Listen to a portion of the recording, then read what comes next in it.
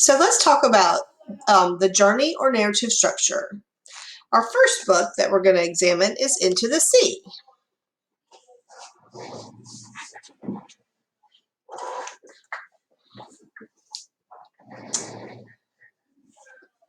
This book follows a sea turtle from birth to adulthood.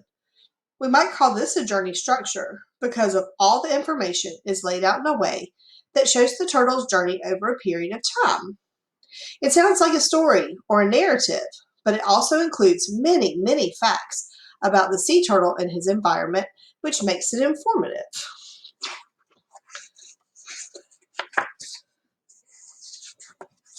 So on the first page, we can listen. Tap, tap, scritch. The tiny sea turtle is the last hatchling to break out of her leathery egg and crawl up the sides of a sandy nest. She is not much bigger than a bottle cap and would make a good meal for a hungry seabird or crab. But at this moment, at dawn, the crabs are resting in muddy burrows and the beach is quiet and empty. So one thing I noticed about this is that descriptive element. We have all these adjectives. The leathery egg, not much but bigger than a bottle cap. The hungry seabirds. We have a good sense of setting. It's dawn. It's on the beach. The crabs are in their muddy burrows. The beach is quiet. We even have a little bit of onomatopoeia to start us off. Tap, tap, scritch.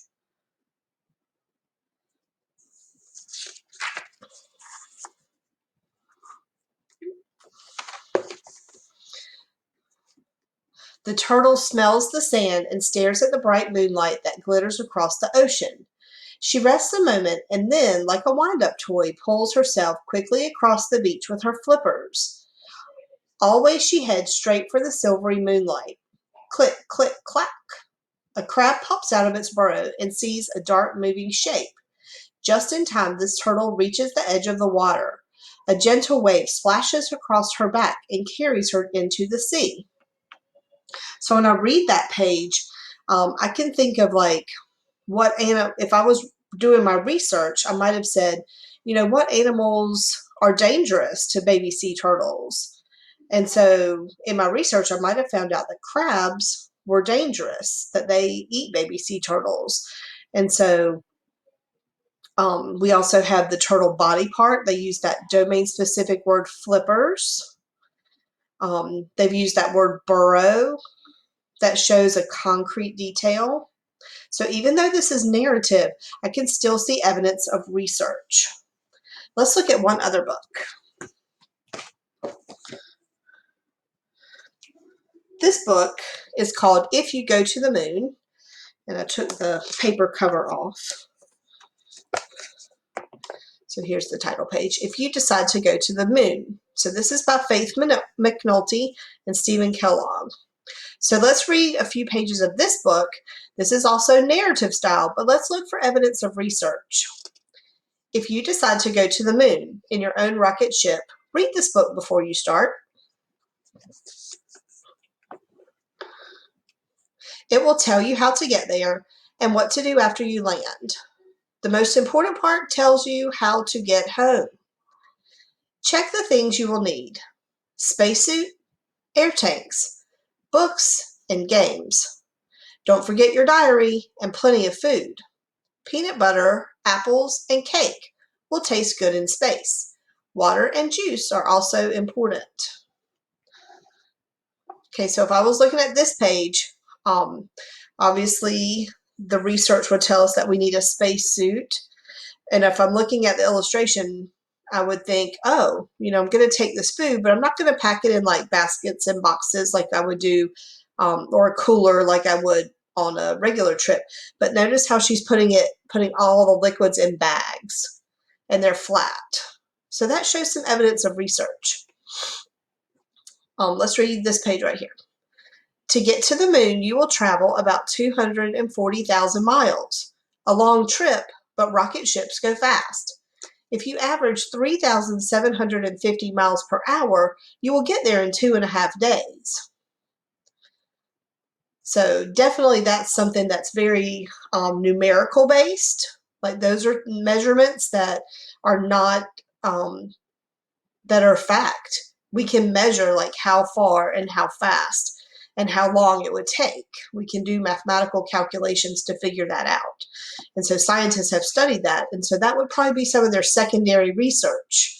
So this might be evidence of primary research. You know you need to take some things with you because there's no restaurants in space yet.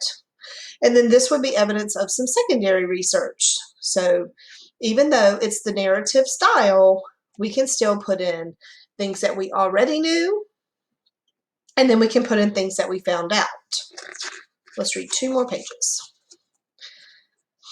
Get aboard, close the hatch, light the burners. 10, 9, 8, 7, 6, 5, 4, 3, 2, 1. Say it with me. Blast off! I know you were counting down with me. You just can't help yourself. It says, you shoot up, up, up into the sky.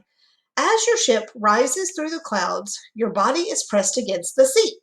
At first, you feel very heavy. Don't worry, this feeling will go away.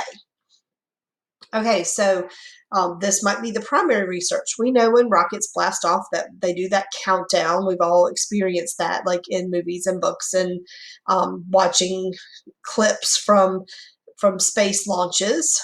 But I also see some other like domain-specific words. You've got burnt hatch and you've got burners. Okay, and then this also might be some secondary research here. He doesn't use the domain-specific word, but based on the research that Deacon and I have been doing, I know that that force is a G-force. And so that's a very important thing that astronauts have to handle with their bodies. Okay, so this is, again, this book is narrative style. Okay, it's kind of telling a story. Eventually we get to the moon and eventually we come back home. And then this book was also narrative style. It tells about the turtle's life cycle from birth until reproduction or until death. And so it kind of tells like how, you know, this I would think kind of goes in a circular story mode where we're going to start with birth and we're going to go all the way through the life cycle until they either have a new baby or until possibly the sea turtle dies of a very old sea turtle. Okay, so this is narrative style. In the next video, we're going to do question answer.